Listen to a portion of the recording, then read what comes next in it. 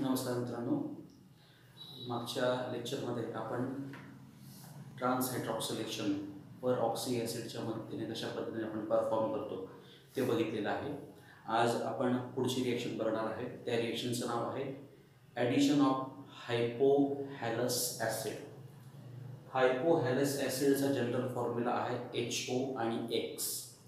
X म्हणजे काय मित्रांनो? हॅलोजन। कोणकोणते हॅलोजन्स आहेत? Fluorine, chlorine, bromine, iodine etcetera. आता HOCl चे एक्झाम्पल्स काय काय घेऊ शकतो आपण? फॉर एक्झाम्पल बघा, पहिला एक्झाम्पल काय घेतलं मित्रांनो आपण? HOCl। HOCl म्हणजे HOCS म्हणजे काय? HOCl म्हणजे काय? हायपोक्लोरस ॲसिड। त्याचप्रमाणे HOBr म्हणजे काय? मग HOBr म्हणजे काय मित्रांनो? हायपोब्रोमस ॲसिड। ह्या हायपोहॅलस ॲसिडची आपल्याला ॲडिशन करायची आहे। कशामध्ये ॲडिशन करणार आहोत आपण? की C डबल बॉन्ड C मध्ये, अल्किनमध्ये। ॲडिशन करण्यापूर्वी मित्रांनो याचं जर आपण स्ट्रक्चर समजून घेऊया। जनरल फॉर्म्युला काय सांगितलं आपण त्याचा? HOX। हायपो म्हणजे HO आणि हॅलस म्हणजे काय तर X। ओके मित्रांनो, हॅलोजन आणि ऑक्सिजन या दोघांमध्ये जास्त इलेक्ट्रोनेगेटिव्ह कोण आहे? तर ऑक्सिजन हा जास्त इलेक्ट्रोनेगेटिव्ह आहे। याच्यामध्ये हा कोणता बॉन्ड आहे? कोवॅलेंट बॉन्ड आहे। कशामुळे तयार झाला आहे? Mutual sharing of electron. पण हा ऑक्सिजन जास्त इलेक्ट्रोनेगेटिव्ह असल्यामुळे हा जो इलेक्ट्रॉन आहे कोणाचा आहे? तो Xचा। हा इलेक्ट्रॉन कोणाचा आहे? ऑक्सिजनचा। हा इलेक्ट्रोनेगेटिव्ह असल्यामुळे हा इलेक्ट्रॉन तो ऑक्सिजन स्वतःकडे खेचून घेण्याचा प्रयत्न करणार। ऑक्सिजनकडे तो इलेक्ट्रॉन येणार। ऑक्सिजनवर कोणता चार्ज येणार?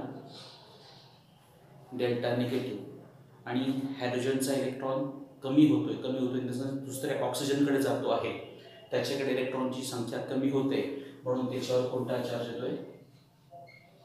Delta positive. अशा पद्धतीने आपल्याला हा इलेक्ट्रोफिलिक एंड मिळाला आहे आणि हा कोणता मिळाला आहे? न्यूक्लियोफिलिक एंड मिळाला आहे। मग HOCl मध्ये Cl वर कोणता चार्ज असणार? Delta positive. आणि OH वर कोणता चार्ज असणार आहे? Delta negative. हे त्याचं चार्ज सेपरेशन झाले। ठीक आहे मित्रांनो, आता आपण काय बघितलं आतापर्यंत? ॲडिशन करायची आहे कोणाची? हायपोहॅलस ॲसिडची।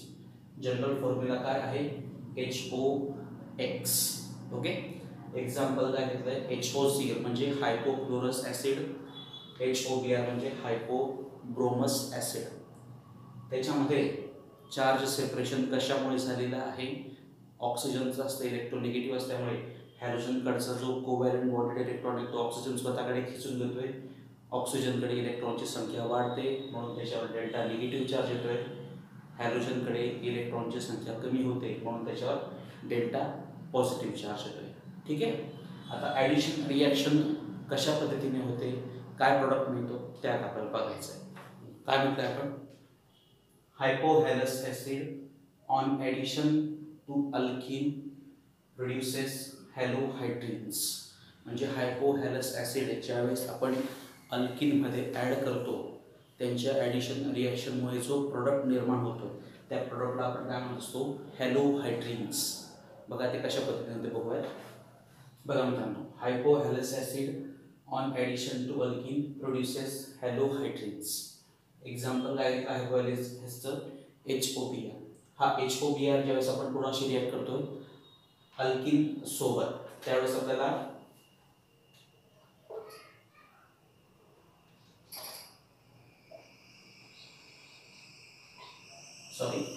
हा HOCl ज्यावेळेस कोणाशी रिॲक्ट होतोय? अल्किन सोबत, त्यावेळेस आपल्याला काय प्रोडक्ट मिळतोय? क्लोरोहायड्रिन। हॅलोच्या ऐवजी काय? हॅलो म्हणजेच काय तर हॅलोजन। कोणता हॅलोजन ॲड झाला? क्लोरीन, म्हणून क्लोरो। आणि OH म्हणजे काय तर हायड्रिन। ओव्हरऑल काय रिॲक्शन होतं मित्रांनो? अल्किन म्हणजे C डबल बॉन्ड Cच्या एका कार्बनला हॅलोजन लागतोय, तर दुसऱ्या कार्बनला कोणता ग्रुप लागतोय? हायड्रॉक्सिल ग्रुप लागतोय। म्हणजे काय मिळतोय? हॅलोहायड्रिन मिळतोय। आपण व्यवस्थित बघितलं तर कार्बन नंबर 1 ला काय लागला आहे? OH लागलेला आहे, आणि कार्बन नंबर 2 ला काय लागला आहे? क्लोरीन लागला आहे। काय निर्माण झाला आपला? हा क्लोरोहायड्रिन। मित्रांनो, त्याचप्रमाणे समजा अल्किनची रिॲक्शन कोणासोबत कशासोबत केली आहे, HOBr सोबत. तर एका कार्बनला काय लागणार आहे, ब्रोमीन, आणि दुसऱ्या कार्बनला काय लागणार आहे, OH. म्हणजे काय निर्माण झाला आपला हा ब्रोमोहायड्रेट. ओके. मग आता कशा पद्धतीने याचे ॲडिशन होतं, त्याचं मेकॅनिझम कसं आहे ते आपण आता बघूयात.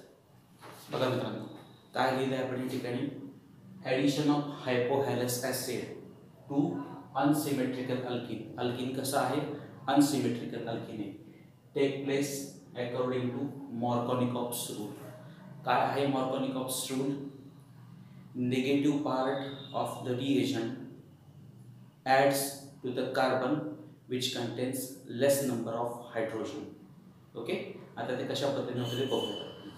बघा मित्रांनो, हा आपला स्टार्टिंग कंपाऊंड आहे 1-प्रोपीन.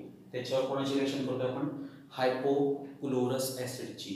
ही कशा पद्धतीने होणार आहे, मार्कोनिकॉप्स रूलने. सर्वप्रथम आपण बघूया हा जो अल्किन आहे, हा अल्किन कसा आहे दिसतो मित्रांनो, अनसिमेट्रिकल अल्किन आहे. बघा, सपोज याला आपण कार्बन नंबर 1 म्हणतोय, त्याच्या त्याला काय अटॅच आहेत, 2 हायड्रोजन. कार्बन नंबर 2 ला 1 हायड्रोजन आणि एक कोणता आहे ग्रुप, मिथिल ग्रुप आहे. त्यामुळे हा जो अल्किन आहे मित्रांनो, हा अनसिमेट्रिकल अल्किन आहे. अशा ह्या अनसिमेट्रिकल अल्किनवर आपण हायपोहॅलस ॲसिडची रिएक्शन करतोय, तर ते कशा पद्धतीने होणार आहे, मार्कोनिकॉप्स पद्धतीने. मग आताच डिस्कस केल्याप्रमाणे मार्कोनिकॉप्स रूल काय सांगतोय, negative part of the reagent adds to the carbon which contains less number of hydrogen. Suppose याला म्हणतो आपण कार्बन नंबर 1 आणि याला म्हणतो आपण कार्बन नंबर 2. हा जो अल्किन आहे त्याच्या कार्बन नंबर 1 कडे किती हायड्रोजन्स आहेत, 2 हायड्रोजन. आणि दुसरा जो कार्बन आहे त्याच्याकडे किती हायड्रोजन आहे, 1च हायड्रोजन आहे. मग या मार्कोनिकॉप्सच्या नियमानुसार negative part of the reagent म्हणजे कोणता आहे, OH मायनस कुठे ॲड होणार आहे, या कार्बनला ॲड होणार. आणि positive part of the reagent adds to the carbon which contains more number of hydrogen. म्हणजे क्लोरीन कुठे लागणार आहे, पहिल्या कार्बनला लागेल, आणि OH कुठे लागणार आहे, तर दुसऱ्या कार्बन. बघा काय प्रॉब्लेम मिळतोय, पहिल्या कार्बनला काय लागला आहे, क्लोरीन, आणि दुसऱ्या कार्बनला काय लागला आहे, OH. That is negative part added to the carbon which contains less number of hydrogen, and positive part adds to the carbon which contains more number of hydrogen. काय प्रोडक्ट मिळालं आपल्याला, 1-chloro-2-propanol. ठीक आहे. अशा पद्धतीने ही हायपोहॅलस ॲसिडची रिॲक्शन दिसते. आता याचं मेकॅनिझम कसं होतं ते बघूया. ओके. मित्रांनो, 1-propene on reaction with chlorine in presence of water produces 1-chloro-2-propanol. म्हणजे एका कार्बनला क्लोरीन लागलाय, दुसऱ्या कार्बनला काय लागलाय, हायड्रॉक्सी ग्रुप लागलाय, म्हणजे हॅलोहायड्रिन मिळालाय. आता हे रिएक्शनचं मेकॅनिझम कसं होतं ते आपण बघूया. मित्रांनो, पहिल्यांदा काय होणार, हे जे पाय इलेक्ट्रॉन्स आहेत, पहिली जी स्टेप आहे ती आहे formation of cyclic chloronium ion. मित्रांनो, ज्यावेळेस हे पाय इलेक्ट्रॉन्स कोणाजवळ पोचत आहेत, या क्लोरीन मॉलिक्यूल ज्यावेळेस पोचत आहे त्यावेळेस त्या क्लोरीनचं काय होतं आहे, आयोनायझेशन व्हायला सुरुवात होते. एका क्लोरीनवर डेल्टा पॉझिटिव्ह चार्ज येतोय, दुसऱ्या क्लोरीनवर कोणता चार्ज येतोय, डेल्टा निगेटिव्ह चार्ज येतोय. मित्रांनो, हे जे पाय इलेक्ट्रॉन्स आहेत ते कोणाचे आहेत, कार्बन नंबर 1 आणि कार्बन नंबर 2 या दोघांच्या मालकीचे ते पाय इलेक्ट्रॉन्स आहेत. मग आता हे जे पाय इलेक्ट्रॉन्स आहेत त्याचा अटॅक कुठून आणला आहे, कार्बन नंबर 1 कडून होतोय. कार्बन नंबर 1 कडून हे पाय इलेक्ट्रॉन्स कोणाला अटॅक करता, या इलेक्ट्रोफिलिक एंड असलेल्या क्लोरीनवर. हा क्लोरीन कोणाला अटॅच होणार, कार्बन नंबर 1 ला अटॅच होणार, आणि हा Cl- बाहेर पडून जाणार आहे. ओके. आपण बघू शकतो हा क्लोरीन कुठे अटॅच झालाय, कार्बन नंबर 1 ला. मी आताच म्हटलं की पाय इलेक्ट्रॉन्स कोणाकोणाचे होते, कार्बन नंबर 1 आणि कार्बन नंबर 2. ते फक्त कोणी वापरले, कार्बन नंबर 1 ने वापरले. म्हणून कार्बन नंबर 2 वर कोणता चार्ज येतोय, पॉझिटिव्ह चार्ज होतोय. तो पॉझिटिव्ह चार्ज नाहीसा करण्यासाठी या क्लोरीनची जी दोन पेअर ऑफ इलेक्ट्रॉन्स आहेत त्या इलेक्ट्रॉनच्या पेअरचा कशावर अटॅक झालाय, कार्बन नंबर 2 वर अटॅक झालाय. म्हणजे कार्बन नंबर 1 क्लोरीन आणि कार्बन नंबर 2 अशा पद्धतीची ही सायक्लिक 3 मेंबर रिंग तयार झाली. त्याला आपण काय म्हणतोय, सायक्लिक क्लोरोनियम आयन. क्लोरीनचे इलेक्ट्रॉन्स वापरले गेले आहेत कशासाठी, अटॅक करण्यासाठी, म्हणून क्लोरीनवर कोणता चार्ज येतो या ठिकाणी, पॉझिटिव्ह चार्ज येतो. ठीक आहे, हा काय तयार झाला आपला मग, सायक्लिक क्लोरोनियम आयन. आता या सायक्लिक क्लोरोनियम आयनवर कोण अटॅक करणार आहे, आता H2O चा अटॅक होतो. तो अटॅक कसा होतो ते बघूया. आता सेकंड स्टेपमध्ये वॉटर हा न्यूक्लियोफाईल म्हणून अटॅक करणार, कशावर, सायक्लिक क्लोरोनियम आयनवर. मित्रांनो, हा जो न्यूक्लियोफिलिक अटॅक आहे हा वरच्या बाजूने होऊ शकतो का, तर होणार नाही. का होणार नाही, कारण की त्या ठिकाणी काय निर्माण होणार आहे, स्टेरिक इंटरॅक्शन निर्माण होणार आहे. त्यामुळे हा H2O चा अटॅक वरतून होणार नाही, तर कुठून होणार आहे तो, सायक्लिक क्लोरोनियम आयनच्या विरुद्ध दिशेने, म्हणजे खालच्या बाजूने. बघा, त्याने याच्यावर कशावर अटॅक केला आहे, H2O ने कार्बन नंबर 1 वर अटॅक केला आहे. H2O आणि कार्बन नंबर 1 मध्ये काय होणार, बॉन्ड फॉर्मेशन. याच्यात बॉन्ड तयार होतोय, म्हणून कार्बन आणि क्लोरीन मधला बॉन्ड काय होतोय, ब्रेक होतोय आणि क्लोरीनवरचा पॉझिटिव्ह चार्ज काय होतो, निघून जातोय. बघा, आपण बघू शकतो कार्बन नंबर 1 वर काय अटॅक झालाय, H2O C1 आणि क्लोरीन मधला बॉन्ड ब्रेक झालाय आणि क्लोरीनवरचा पॉझिटिव्ह चार्ज या ठिकाणी निघून झालाय. इथे आपल्याला काय मिळालंय मग, प्रोटोनेटेड अल्कोहोल मिळालाय.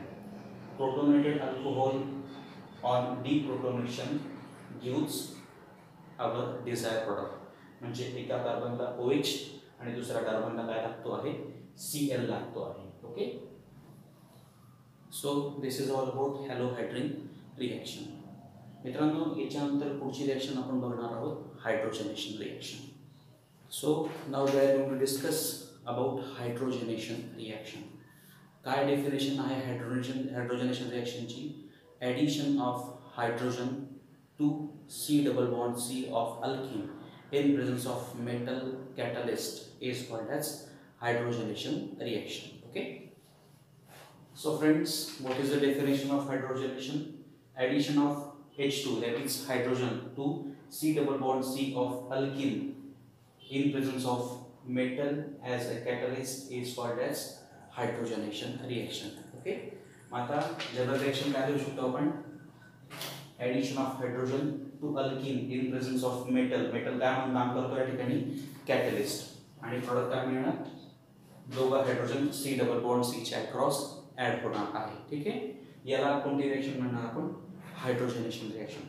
मित्रांनो, एक शब्द आलेला आहे या ठिकाणी, मेटल कॅटलिस्ट. मग कोणकोणते मेटल आपण कॅटलिस्ट म्हणून वापरू शकतो, तर ते आहेत, बघा, कोणकोणते मेटल आपण वापरू शकतो, we can use nickel, palladium, platinum और rhodium as a catalyst. Okay, बरं मित्रांनो, अल्किन हा गॅस आहे, हायड्रोजन हा पण काय आहे, गॅस आहे. या दोघांचे नेचर कसं आहे, गॅसियस. ओके, पण हा जो कॅटलिस्ट आपण वापरतोय त्याचं मेटल आहे तो, म्हणजे तो कोणत्या फॉर्ममध्ये आहे,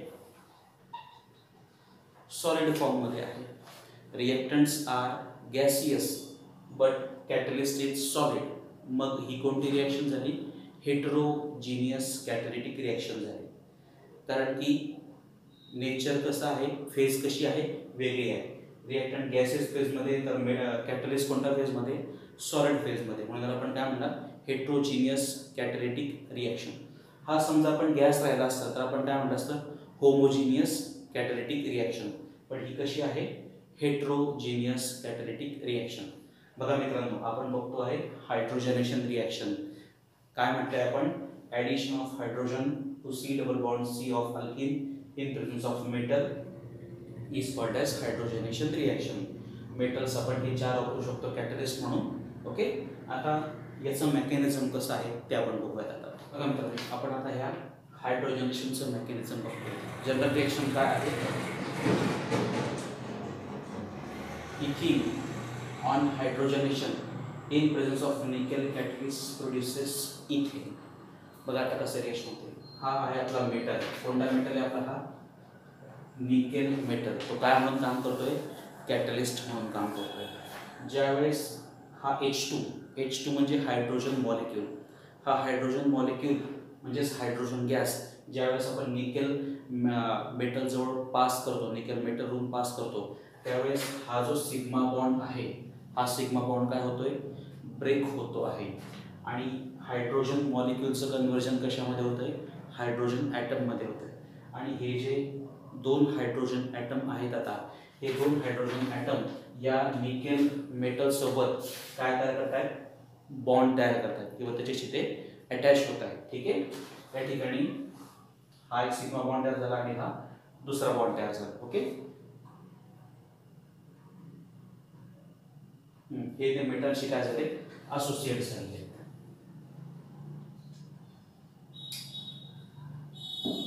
त्यानंतर पुढे काय होतं मित्रांनो, परत सांगतो पहिल्या स्टेपमध्ये, Wien hydrogen molecule interacts with nickel metal, the sigma bond between hydrogen molecule gets broken and it forms atomic hydrogen.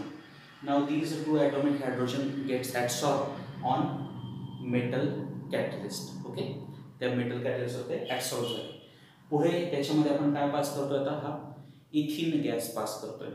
हा इथिन गॅस सुद्धा काय करणार, मग ह्या मेटलवर काय होणार आहे, तर तो ऍडसॉर्ब होणार आहे. का होणार, हे जे पाय बॉन्ड आहे ते पाय बॉन्ड काय होत आहे, वीक होत आहे आणि हा या कार्बनमध्ये आणि या मेटलमध्ये काय होणार, आता बॉन्ड फॉर्मेशन होणार आणि बॉन्ड ऍडसॉर्ब होणार. आणि त्याचबरोबर इथला जो एक हायड्रोजन आहे तो एक हायड्रोजन या कार्बनला अटॅच होतो. बघा आपण काय म्हणतोय, ॲडिशन ऑफ फर्स्ट हायड्रोजन. अगोदर किती हायड्रोजन होते त्याच्याकडे, 2. आता हा तिसरा लागला म्हणजे CH3 झालाय.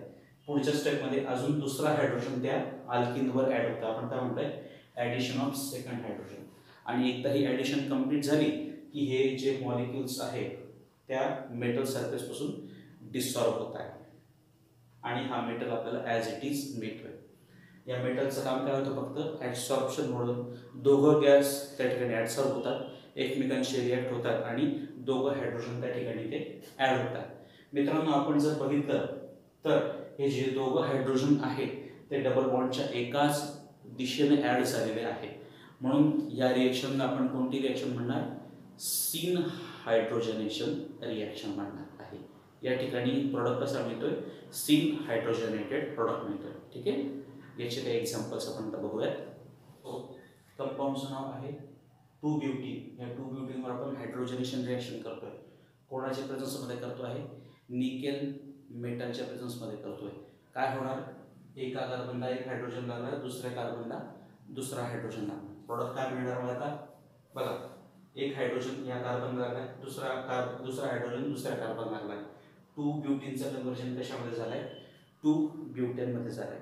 आणि हे जे दोघं हायड्रोजन्स आहेत त्या डबल बॉन्डच्या एकाच दिशेने लागतात म्हणून हे कोणतं झालंय, तर सीन हायड्रोजनेशन झालेलं आहे. ओके, पुढचं एक्झाम्पल बघूया.